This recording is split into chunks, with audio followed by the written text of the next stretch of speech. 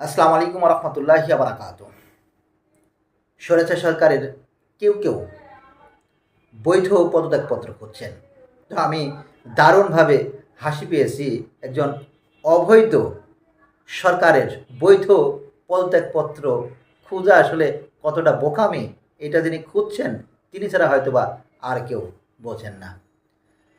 একটা জিনিস নিশ্চয় আপনারা সবাই জানেন, এই যে স্বৈরাচার সরকার ছিলেন গত 16-17 বছর ধরে, তারা কি জনগণের ভোটে নির্বাচিত সরকার ছিলেন? নিশ্চয় না। তারা রাতের ভোটে নির্বাচিত সরকার ছিলেন। তারা ডামি নির্বাচিত সরকার ছিলেন। তারা তাদের দ্বারাই আপনার নির্বাচিত ছিলেন, অর্থাৎ অবৈধভাবে, ভুলভাবে, বিধিকৃত কাউন্টের মাধ্যমে তারা নির্বাচিত সরকার ছিলেন। অর্থাৎ তারা কোনোভাবেই জনগণের ম্যান্ডেট নিয়ে, জনগণের ভোট নিয়ে তারা সরকার ছিল না।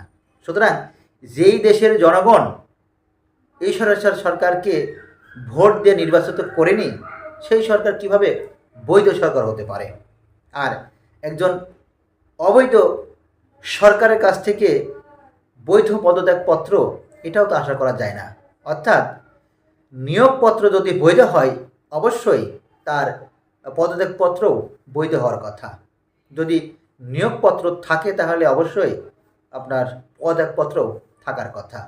তো এখানে যেহেতু কোনোটাই, এখানে যেহেতু শুরুটাই আপনার অবৈধ, শুরু নিয়োগ প্রাপ্যটাই হচ্ছে আপনার অবৈধ, সুতরাং এখানে বৈধ পদত্যাগপত্র খোঁজার কোনো কারণে আমি খুঁজে পাই না।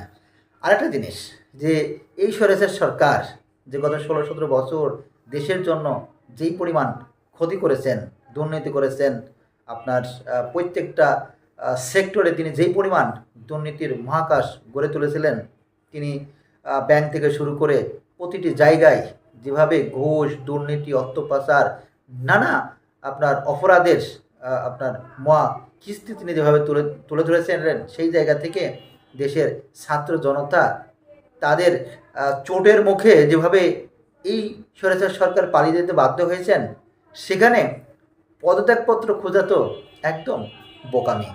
সুতরাং আপনি যদি পদত্যাগপত্র, বৈধ পদত্যাগপত্র পেতে চান, খুঁজতে চান, তাহলে আপনি আগে বৈধ নিয়োগপত্র দেখান, তারপরে আপনি আপনার এই বৈধ পদত্যাগপত্র খোঁজাটা সার্থক হবে। সব ভালো থাকবেন। আসসালামু আলাইকুম রহমতুল্লাহি ওয়া বারাকাতুহু।